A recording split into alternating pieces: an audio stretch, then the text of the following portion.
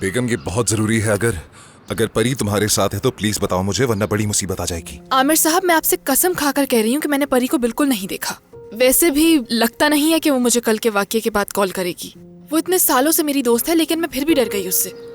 ठीक है, अगर तुम्हें पता चले तो मुझे जरूर बताना प्लीज। प्लीज आप भी बता दीजिएगा मुझे।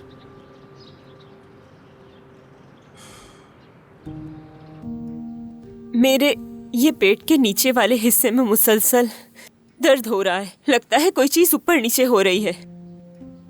बहुत दर्द होता है, सांस लेना मुश्किल हो जाता है। क्या आप जानती हैं मिसेस परी, हमारा जिस्म हमारे बचपन से जुड़ा होता है। हमें लगता है हम भूल गए हैं, मगर ऐसा नहीं होता। सारे जज्बात याद रखता है। ऐसा करें, आप एक लम्हे के लिए आंखें बंद कर लें, खुद को रिलैक्स करें और सोचें आप जो महसूस कर रही हैं ये आपने पहली दफा कब महसूस किया था अपनी जिंदगी में? क्या आपको वो सब याद है?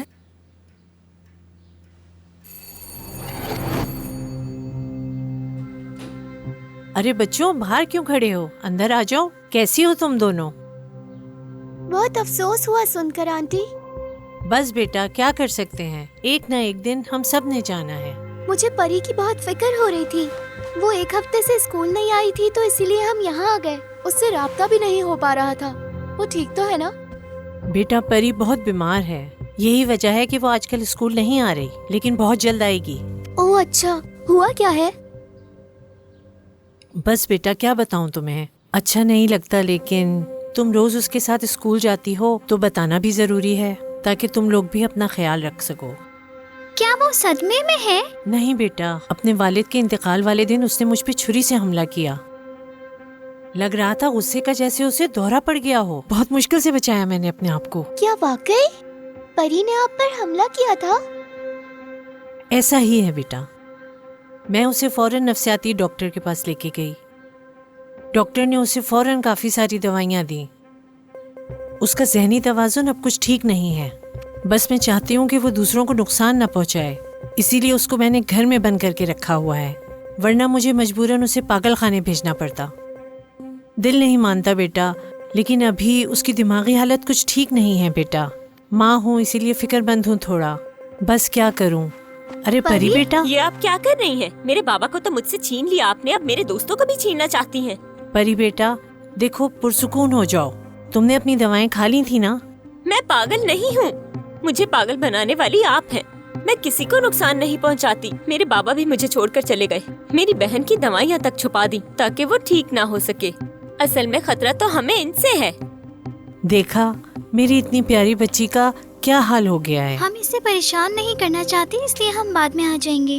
रुको मत जाओ। अरे परी बेटा, इनको डराने की जरूरत नहीं है। जब ठीक हो जाओगी तो दोबारा मिल लेना इनसे।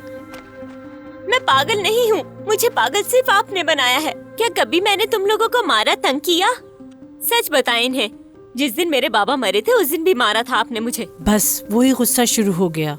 ये सिर्फ दवाई ना लेने का नतीजा है। झूठ मत बोले।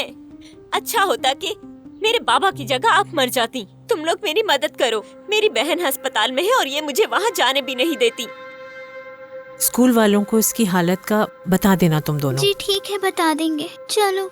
खुदा के वास्ते मत जाओ, ये सब कुछ झूठ है। मुझे इनके पास अकेला मत छोड़ो। छोड़ो इन्हें, जाने दो।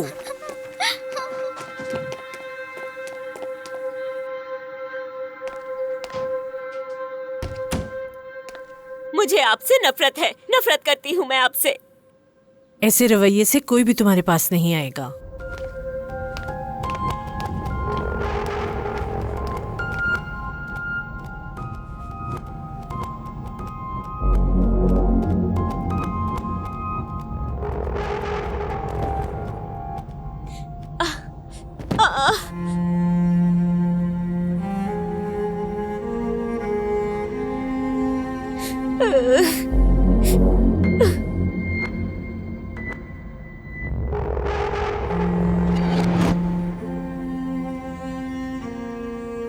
उन्होंने हमेशा मेरी कमजोरी का फायदा उठाया। आप क्या सोचकर खुद को कमजोर महसूस करती हैं? मेरी बीमारी।